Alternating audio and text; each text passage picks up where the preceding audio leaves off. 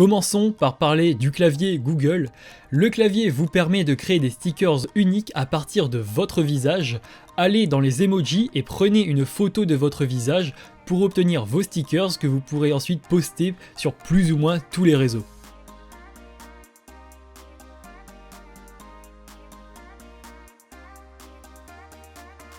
Si vous maintenez le bouton Entrée, il devient un mini clavier et si vous voulez un contrôle total, vous appuyez sur les trois petits points et vous avez un clavier flottant.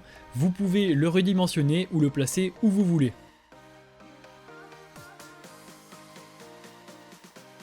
Vous avez sûrement déjà entendu parler de Google Lens. Depuis quelques années, cette intelligence artificielle devient de plus en plus intelligente.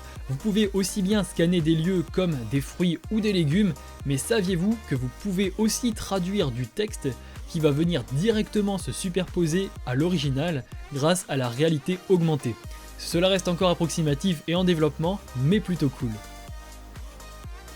Mais ce qui est plus cool encore, c'est qu'en cherchant sur Google des noms d'animaux, vous avez maintenant une fonctionnalité pour les voir en taille réelle grâce à la réalité augmentée. De quoi vous impressionner et vous rendre compte de la taille des autres espèces.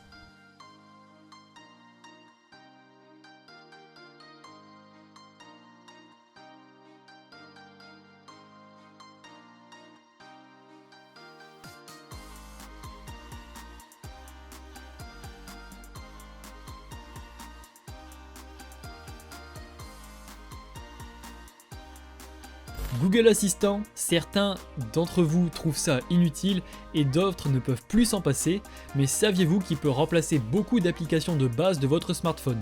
Calculatrice, calendrier et même plus besoin de Shazam, demandez-lui simplement quelle est cette musique et il vous le dira. Si vous avez beaucoup d'onglets sur Google Chrome, vous pouvez naviguer de l'un à l'autre facilement en glissant votre doigt de gauche à droite dans la barre d'adresse. D'ailleurs, avec Google Chrome, si vous êtes une personne qui utilise le multitâche, vous pourrez sélectionner du texte et directement le faire glisser là où vous le voulez. Si vous êtes une personne qui prend régulièrement des screenshots, vous avez sûrement rencontré le problème de l'ergonomie des boutons à appuyer pour prendre ce screenshot. En utilisant l'application Screenshot Assistant, vous pouvez remap le screenshot vers un appui prolongé du bouton d'accueil et de plus, un bouton partage apparaîtra automatiquement une fois le screenshot pris, ce qui est plutôt pratique. Revenons-en à l'assistant. Vous connaissez sûrement la fonctionnalité qui permet à Google Assistant de vous raconter des blagues. Si ce n'est pas le cas, Amixem et Joyka en ont fait une vidéo, je vous laisse aller la voir. Mais savez-vous que vous pouvez programmer Google pour vous en envoyer une à des horaires précis? Que ce soit tous les jours à 19 h par exemple, une fois tous les 2 jours ou encore chaque lundi pour commencer la semaine de bonne humeur. Un dernier petit tips pour en finir avec l'assistant, vous pouvez lui demander de se souvenir de choses, par exemple rappelle-moi que je dois 50 € à Marc ou encore rappelle-moi d'acheter du pain. Et Google vous le rappellera en temps et en heure comme vous l'avez programmé. Si vous êtes une personne plus orientée gaming sur votre smartphone, cette astuce va définitivement vous plaire.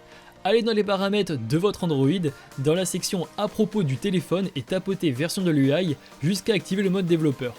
Une fois activé, allez dans les options développeur et forcez le 4x MSAA. Cette fonctionnalité va lisser les textures de votre jeu pour les rendre encore plus belles.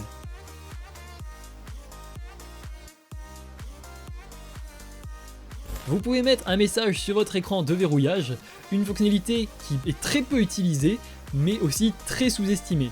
Par exemple, mettez des coordonnées à utiliser si le téléphone est retrouvé par quelqu'un d'autre, que ce soit un numéro de téléphone, un mail, votre nom Facebook, vous pouvez vraiment mettre beaucoup de choses et il ne vous restera plus qu'à patienter et de croire en l'humanité.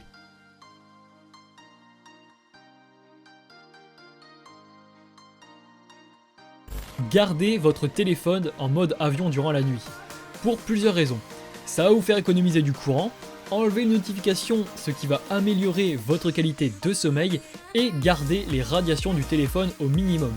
Et pour finir, un bénéfice plus psychologique et productif, personnellement je n'enlève pas le mode avion tant que je ne suis pas devant mon PC prêt à écrire des vidéos et à travailler, ce qui m'empêche de traîner des heures devant Reddit ou Instagram dès le réveil. Si vous avez des problèmes avec votre réseau ou vos données mobiles, activez puis désactivez le mode avion.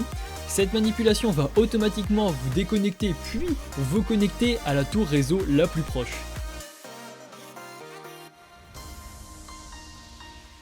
Si vous ne le savez pas déjà, Google adore les easter eggs, que ce soit dans leur moteur de recherche que dans leur système d'exploitation.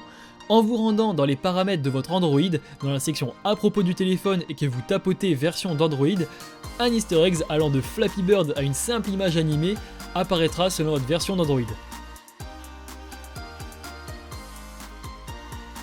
Et pour finir, à la place numéro 1, c'est l'application Heart Rate Monitor. C'est une application qui va vous permettre de prendre votre pouls de manière assez précise et rapidement en utilisant le flash et votre caméra de smartphone.